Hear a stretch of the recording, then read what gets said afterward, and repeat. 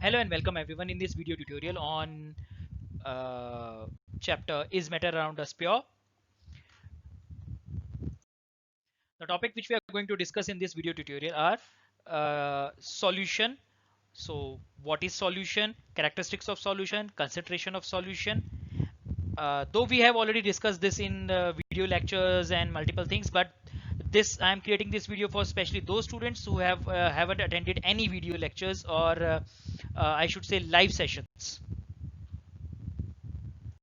So the first question which comes here is, uh, what is the meaning of a solution? A homogeneous mixture of two or more substances is called a solution. A homogeneous mixture of two or more non-reacting substances is called solution. Now I'm giving you an example. If I add salt in water, now salt will dissolve in water. Salt will dissolve in water. This salt is not reacting with water. It is dissolving in it. It is taking space in between the molecules of the water. It is taking space in between the molecules of the, or it is adjusting itself in the space available inside the molecules of the water. Because we all know that liquid molecules are quite far from each other. So they will just acquire that place. Okay, so solutions are homogeneous at microscopic level. Homogeneous means physically and chemically uniform throughout. We have already had a discussion over it. Dust-free air is a homogeneous mixture of many gases. In common term, solution actually means true solutions. Brass is a solid solution containing 70% copper and 30% zinc. So here what is meant by solute and solvent? Basically, the substance which is dissolved to obtain a solution is called solute, whereas the substance in which the solute is dissolved is called solvent. Okay, need not worry, I am explaining it in other words. If I am adding salt in water, then the water is solvent and salt is solute. Salt is solute and water is solvent. In general, the component present in larger amount is a solution, is called the solvent.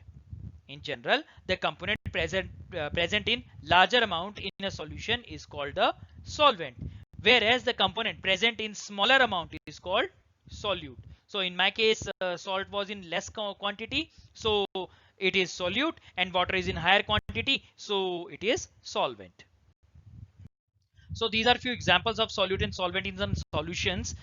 Sugar in water, urea in water, ammonium chloride in water, ethyl alcohol in water, carbon dioxide in water, that is soda water or cold drink, you know about it. So these are few examples of solutions. Okay, when we are talking about solution, the one very frequent question or the one very important question which arises here is aqueous solution and non-aqueous solution. Basically, aqueous is a term which is used for water. So if we are dissolving something in water or something which is dissolvable in water, we are creating a solution of it, then that solution is known as aqueous solution. If we are dissolving something in anything other than water, then that is non-aqueous solution. Now, what other things can be? Benzene, alcohol, ether, carbon disulfide, carbon tetrachloride, etc., etc., etc. Okay, so these are all non-aqueous solutions, and when we are talking about aqueous solution, means those which in which the solvent is water. So the next topic which we receive here is, what are the characteristics of a true solution? So basically, a true solution or simply solution shows these characteristics. A true solution is a homogeneous mixture. That is, in a true solution, the solute and solvent molecules cannot be distinguished even under a microscope. The components and the properties of a true solutions are the same throughout. In true solutions, the solute particles are very small, of the order of about 10 to power minus 10 meter. True solution is clear and transparent. A true solution does not scatter light, or I should say it does not show Tyndall effect. The components of true solution, the solute and solvent, cannot be separated by filtration. For example, if your salt is mixed in water, you cannot use filtration method to separate it out, because no matter how many times you separate it, filter it, the water will always take salt with it outside the filter paper. So this is because solute particles and solvent particles are very small as compared to the pores in the filter paper. The solute particles in a true solution do not settle down. They do not never settle. Now the next question which we get here is, what are the advantages of preparing or creating these solutions? Basically, in a solution, the solute and solvent may be present in the form of molecules, ions, or both. Solutions are prepared for the following purpose: for carrying out reactions. If you want to have any reaction, it has to be in you can say liquid form or aqueous form. It can't be accessed in solid form. If you are having some stomach acne, or if you are having some acidity in your stomach and you want to have ENO, you will dissolve the ENO in water, then you will take it. You are not going to directly eat the ENO. Okay, so that is a thing which you should consider. For dissolving medicines, certain medicines are given to patient in the form of their solution in suitable aqueous or non-aqueous solvents, such as alcohol. For example, saline glucose solution contains glucose and sodium chloride in water. This solution is administered to a patient suffering from diarrhea, or simply, the bottle of glucose which is inserted, which is drip by drip given to the patient. Now the major question which arises here is, how is the concentration of a solution is checked or determined? In chemistry, most reactions are carried out in solutions. So in order to perform calculations, it is necessary to know the concentration of the solutions. Without concentration, you can't say that you are performing a reaction very accurately.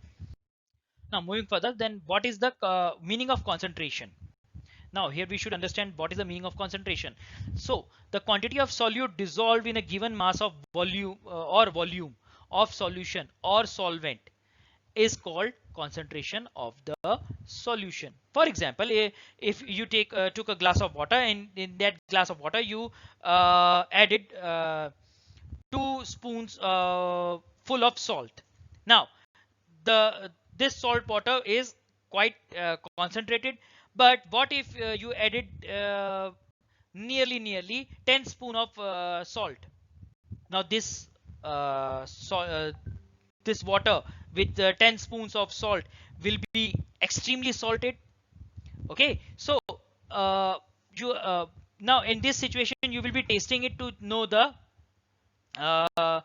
concentration of the solution. But what if I say that just by having the mass or the volume you can calculate it? For in terms of substances, in terms of weight, like you can measure the 10 spoons of salt which you are about to add in the water. Now you can also measure the weight of the water. If you are measuring the weight of the water and you have the weight of the solute, that is, you have the weight of the solute and the weight of the solvent, then you can simply calculate mass percentage. Similarly, if you can calculate the volume of the substance and volume of the solute and volume of the solvent, then you can easily calculate volume percentage. To check the concentration of solution, the first method which we have is by mass. Okay, so what is this mass by mass? Basically, the number of parts by mass of one component per 100 parts by mass of the solution. Okay, I understand that this definition is becoming a little bit typical. So to make it more understandable, look at the first line. The mass of solute in grams per 100 grams of solution is called mass percent of the solution. Suppose you took 5 gram of sugar. and if you are dissolving this 5 gram of sugar in 100 gram of water, then this will be your mass by mass percentage. So the concentration of sugar is 5%. Okay.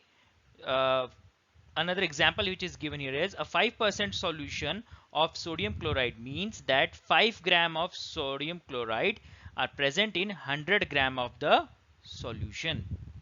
100 gram of the solution. Okay. Here when a solute is present in trace quantity, very small quantity, okay, the concentration is expressed in the units of parts per million, uh, known as ppm. uh, you might have heard about the uh, um, that weather news in which they tell us that today's pollution level was this ppm spm. Okay, so this is the unit they are using, that is parts per million. A sample of sample containing 5 gram of solute in 106 gram of solution is said to have a concentration of 5 ppm. Okay, so this is the thing which you should know.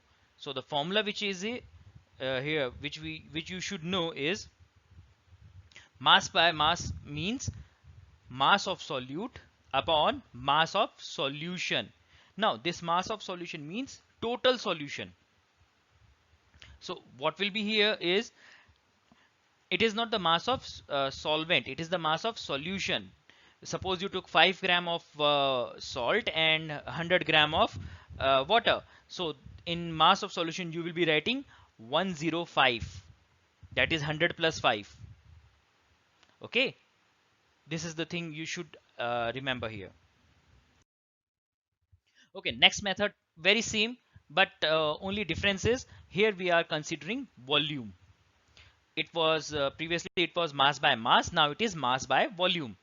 uh, we need this because whenever we are mixing something, it is not mandatory that we will always be measuring the weight of the solvent.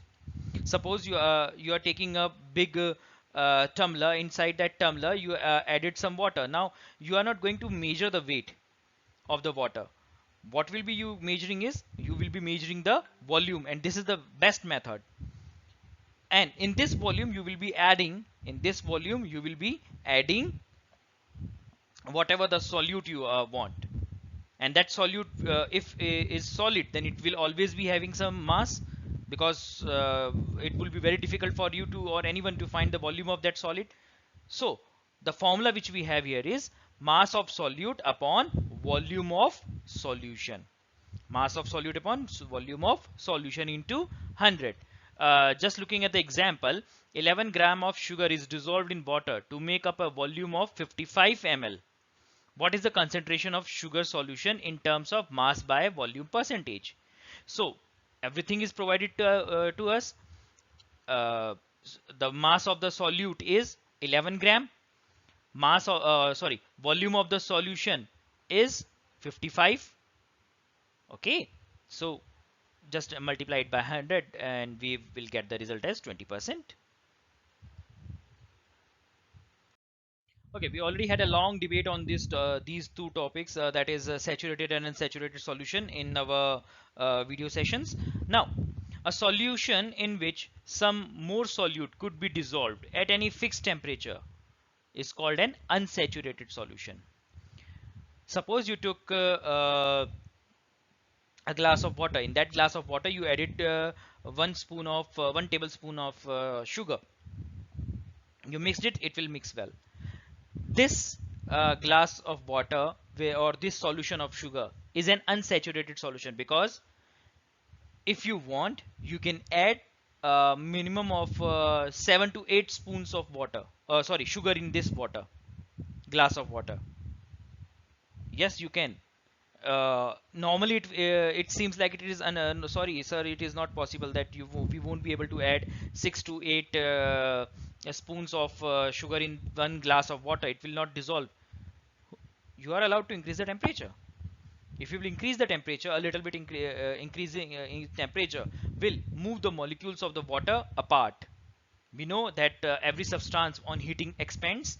So when we will heat it, the molecules of water will move little bit further, and this movement will allow the molecules of sugar, because they are already small, to penetrate in between them. Okay, so there, this is the way how sugary solutions, or you can say the sugary syrup which you receive with rasgulla or gulab jamun, uh, uh, or the best example is the ruabza or any such thing, is prepared. Okay, stop dreaming for rasgulla or gulab jamun. It was only for the example purpose. Now again back to the topic. If this is unsaturated solution, then what is saturated solution? Saturated solutions are in which no more solute can be dissolved at any fixed temperature. Okay, suppose you are having water at the temperature of water is 25 degrees Celsius. Now, at this 25 degrees Celsius, the maximum amount of solute you can add in this water, the maximum amount of solute you can add in this water at 25 degrees Celsius is the uh, uh, you can say at this point it will become a saturated solution, because if you will increase even 1 degree change will make a huge change in the solubility. If I am increasing 2 degree, uh, suppose for example, uh, uh, जब वो बना क्या बोलते हैं, चाशनी बनाते हैं जब मिठाइयों के लिए, they take they add huge amount of sugar in it, उसमें बहुत सारी चीनी डालते हैं. What they generally do is they check it on their fingers. They generally call it एक तार, दो तार, तीन तार. They check it by this manner, that they how sticky that sugary syrup is. Okay, so uh, when the level at that level or at that point when no more solute is added, it becomes saturated solution. Okay. Now with saturated solution there are few more you can say words for you, that is supersaturation. Now any solution containing more solute than that required to prepare a saturated solution at any fixed temperature is called supersaturated solution. The state of supersaturation is a metastable state. Uh, you you all have observed that if that sugary syrup or even if ruabza is kept for a long period of time, a layer of sugar is deposited at the bottom, or if you are talking about chashni, then a layer of sugar gets deposited at the top surface, because these are supersaturated. These are supersaturated. When they are heated, when they are heated, they become or reach to a state of metastable state. Okay. Next topic is suspension, the easiest one I should say. A suspension is a heterogeneous mixture in which very fine particles, that is 10 to power minus 7 meter or more of a solid are dispersed in any medium. It can be liquid or gas. In any suspension, fine particles of solid remain suspended in the medium. Uh, you already know about this thing, because most of you have played with mud, and when you know that what happens with the mud when mud is added in the water. The sand which if it is added in water, what will it do? It will it will be suspended inside the water. Suspended means failure yogi. It will not get dissolved in it. So the moment you will stop stirring it, it will settle at the bottom. Examples: muddy pond water, smoke coming out of chimney of a factory. Uh, yes, smoke coming out of a chimney or factory, because that smoke is carrying very large particles. Though they are small, but for air they are large. Chalk water mixtures and coarse lime particles in water are examples of suspension. Coarse lime particles. You have might have seen that for whitewashing, in terms of when they use tuna or lime for whitewashing, when it is mixed in water, it is always suspended. After some time, it settles down. So what are the properties of suspension? Heterogeneous nature. We all know about it now. Visibility. The particles in the suspension can be seen with naked eyes or under simple microscope. Particle size is quite large because as I have already told you that it will be suspended inside water. So it is something which is visible to your eyes also.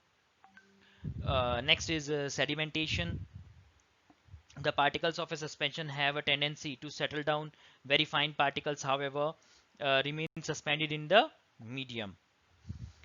Separation by filtration. In most of the or major cases, the separation is done by the filtration process. Okay, the next topic which we receive here is colloid. Colloid are heterogeneous, but they look like they are homogeneous. They have a tendency to look like homogeneous mixture, but they are always heterogeneous. So by definition we have a homogeneous looking heterogeneous mixture in which particle size having between 1 and 100 nm. Now nm stands for nanometer, that is 10 to power minus 9 meter, are dispersed in a continuous medium is called a colloid. Colloids are commonly known as sols. The continuous medium in a colloid is called dispersion medium, and the particles form the dispersed phase. The particles of the dispersed phase are commonly called colloidal particles. Dispersion medium and dispersed phase. In previous solutions, we use the terms solute and solvent. Here we are not judging anything on the behalf of its quantity, something which is larger, something which is small. Because here, same amount of dispersion phase can be in the dispersion medium. So, characterization can't be possible here, like we did there. There are multiple examples of colloid in our daily life, or I should say day-to-day life. The best example is milk and the buttermilk, or the office paste, blood, toothpaste, jelly, etc. Fog is a common colloid in which water droplets acts as a dispersed phase and air acts as the dispersion medium. So after this we receive here is what are the properties of colloid. So heterogeneous nature, though they are you can't separate colloids easily from the dispersed medium and the phase, but still they are suspended inside it. Okay, a colloid or sol is heterogeneous in nature. The particles in a colloid can be seen only and only with a powerful microscope. You can't see fat in milk. You need a microscope to check it. Particle size. The size of particles in a colloid lies between 10 to power minus 9 meter to 10 to power minus 7 meter. Separation of colloid particles by filtration. Colloidal particles can easily pass through the pores of the filter paper. Therefore, colloidal particles cannot be separated by ordinary filtration. You can't just filter it out. That you will say that you can filter out. Solubility. Colloids are unstable unless stabilized by adding suitable stabilizer. The colloidal particles tend to become together and settle down. Brownian movement. Okay, now these two new things, these are two, Brownian movement and uh, Tyndall effect. These are two new things which are added here.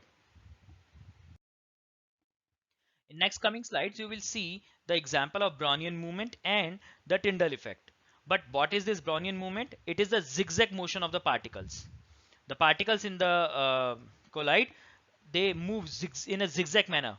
Okay, they don't have a fixed pattern of movement. Also, the Tyndall effect. Tyndall effect is a effect due to which a light scatters inside the you can say colloidal solution. If it is a true solution, or if it is a simple salt and water solution, if you pass the light, you will not be able to see the path of the light. You can't imagine that from where light is passing inside the solution. But if it is a colloidal solution and you are using a laser light or any light, you will be able to see its path, that the path it is covering inside it. In the first image, this yellow dot is representing the particle movement, that is the Brownian movement or the zigzag movement of any particle inside a colloid. And in the second image, you can see that from first glass, you can't see the path of the light. But in the second glass, you can see that the path of light easily, that at which point it is entering and at which point it is going out of the glass. Next property is electrophoresis. Many colloidal particles have electrical charge on them. That is, colloidal particles may have positive or negative charge on them. So when electric current is passed through a colloid, the colloidal particles move towards the oppositely charged electrode.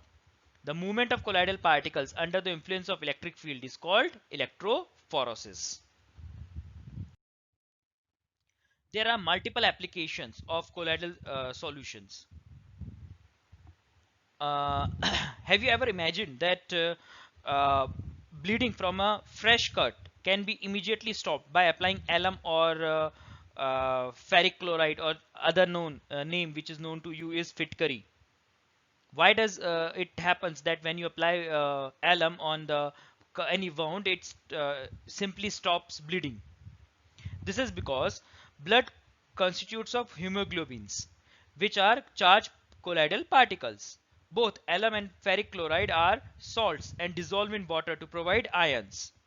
As they come in contact with blood, they neutralize the charge on the colloidal particles. In the absence of charge, blood becomes thick and bleeding stops.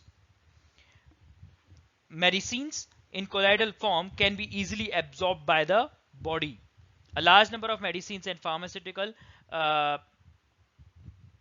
preparations are colloidal in nature. Some of them are in fact emulsions. Such colloidal medicines are easily absorbed by body tissue and therefore are more effective.